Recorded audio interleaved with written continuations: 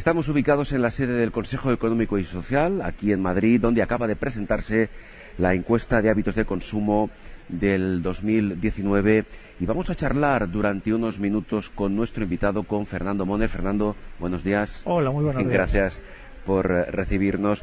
Fernando Moner es el presidente de CECU y precisamente representante de esta mesa de participación que un año más acaba de llevarse a efecto. Me decía Fernando hace un instante, así de entrada, para hacer una primera valoración, que realmente ha sido un éxito tanto a nivel de asistencia como a nivel de ponentes, ¿verdad? Me decías que estabas muy contento. Sí, principalmente porque se ante una sala llena, y una sala además que no representa solamente a 180 personas, sino que además son 180 personas que a su vez representan diferentes tipos de entidades, asociaciones, organizaciones, etcétera, etcétera, con lo cual luego todo esto se multiplica su efecto de difusión.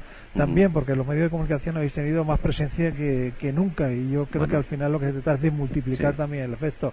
Y en tercer lugar, porque hemos tenido unos ponentes de mucha altura que nos han ido interpretando algunos de los resultados. Bueno, yo recuerdo que el año pasado ya los ponentes fueron realmente de nivel. Era este difícil año superarlo. No, pero os habéis superado.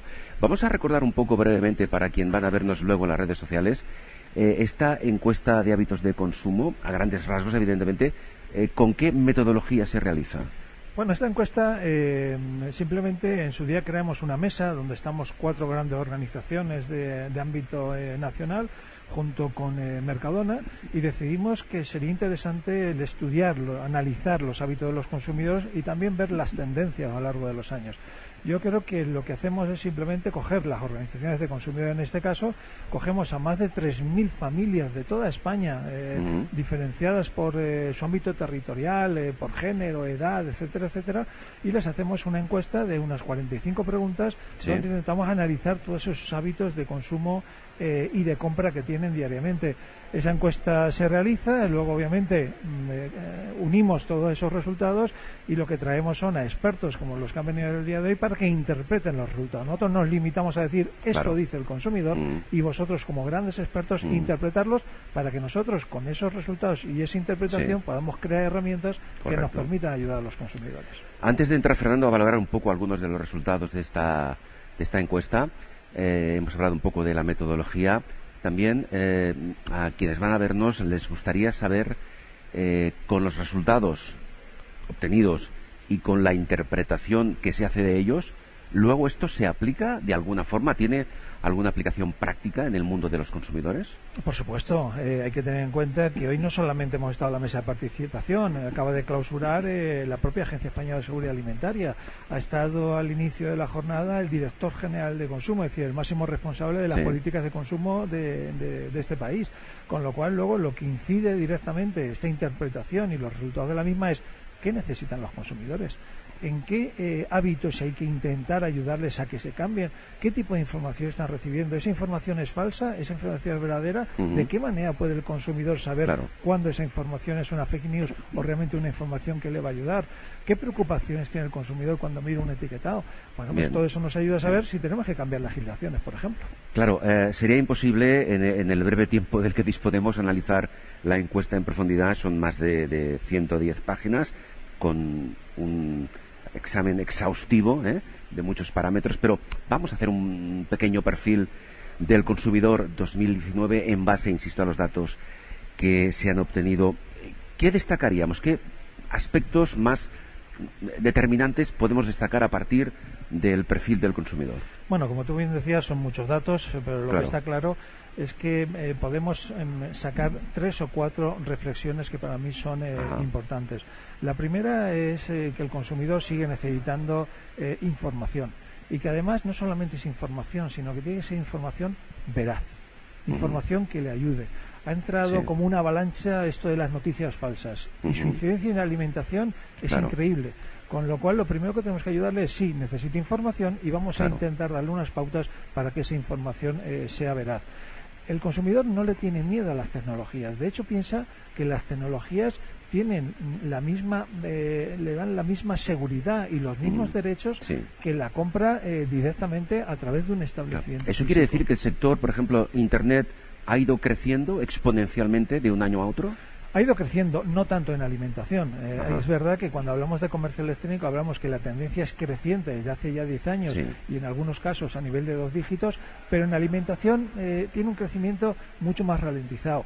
Pero es normal. Ralentizado pero constante. Constante. Es normal porque nos sigue gustando ver el color de la carne antes de cogerla. Seguimos mirando a los ojos de ese pescado antes de llevarlo. Porque es lo que comemos. Claro. Exactamente. Con lo cual, es verdad, pero cuando alguien nos presente una herramienta que nos dé la confianza en que van a coger el producto que nosotros cogeríamos, en ese momento yo creo que se puede disparar.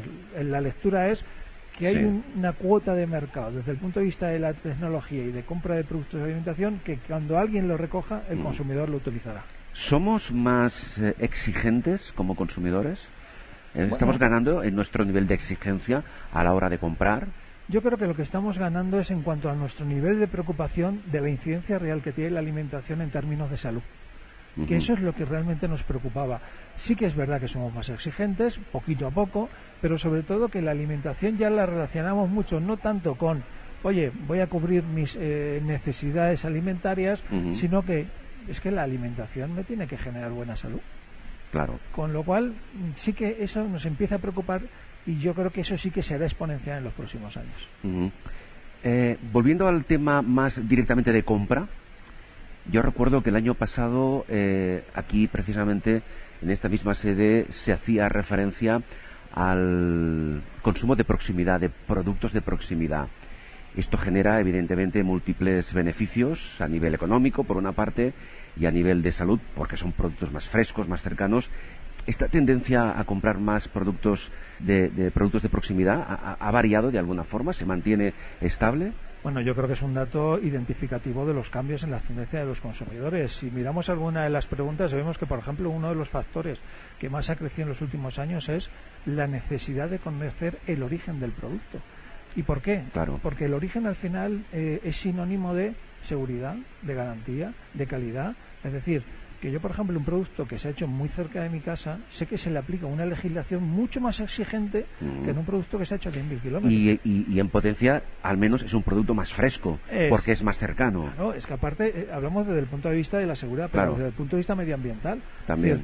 Es decir, las emisiones de CO2 de un producto que traemos de 10.000 kilómetros, que me va a cubrir las mismas expectativas desde el punto de vista como consumidor, bueno, pues si me tengo que ahorrar eso, entonces sí que es verdad que lo local está empezando a calar. Pero cuando hablamos de lo local, no hablamos de lo de a 10 kilómetros de casa, hablamos dentro de todo mi país. Es decir, que España, independientemente de que hablemos de Galicia, de Cataluña, de Andalucía, de Madrid, lo local es que esté aquí cercano. Y cercano significa no al lado de mi casa, sino obviamente dentro de unos parámetros de cercanía en mi entorno. Hay otro aspecto que también se ha abordado en la charla anterior y que también recuerdo que el año pasado generó un debate interesante, que es el tema de la lectura de las etiquetas.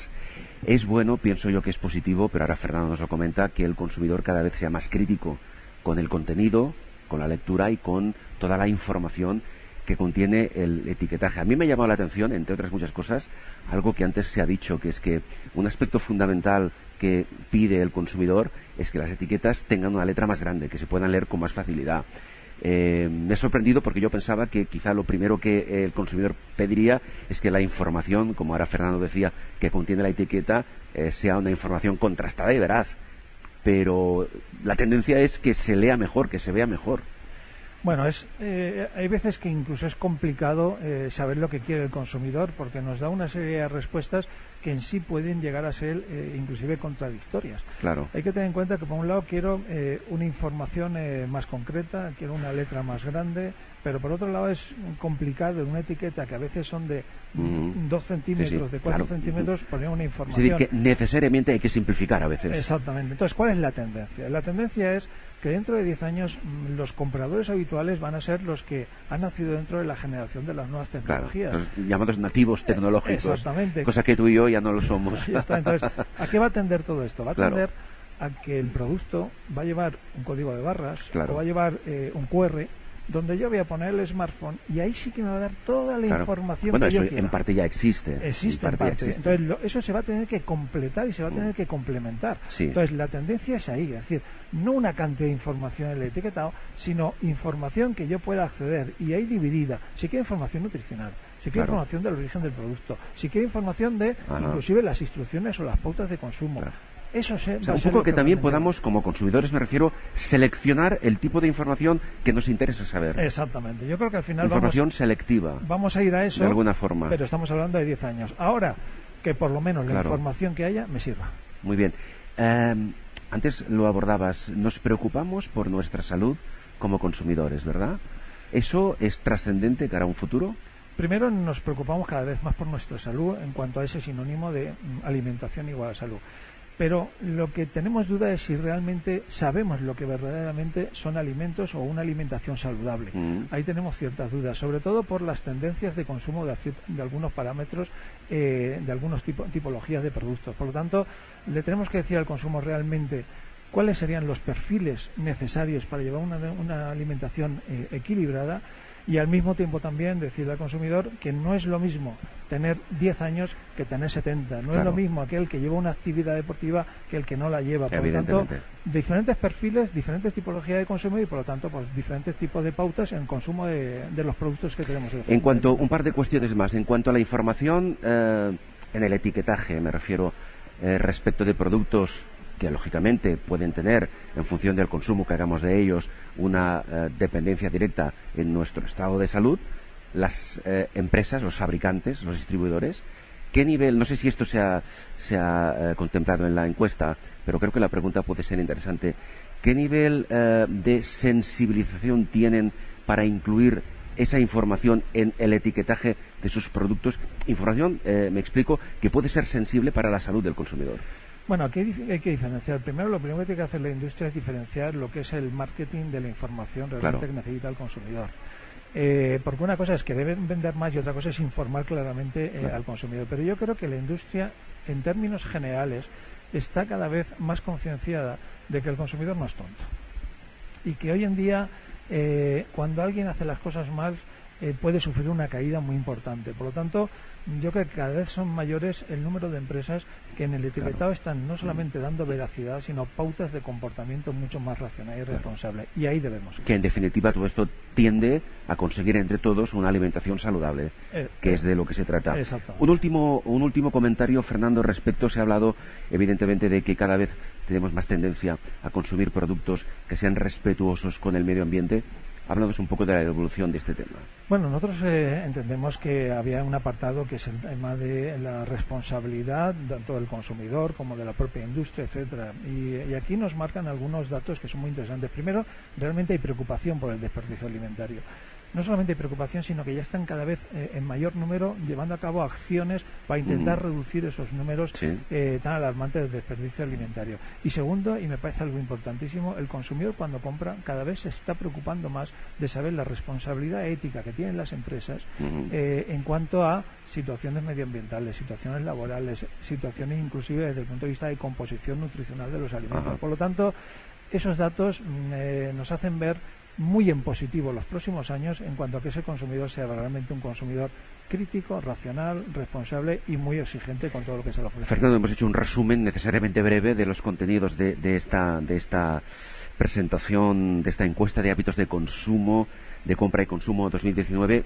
¿Perspectivas para el año que viene?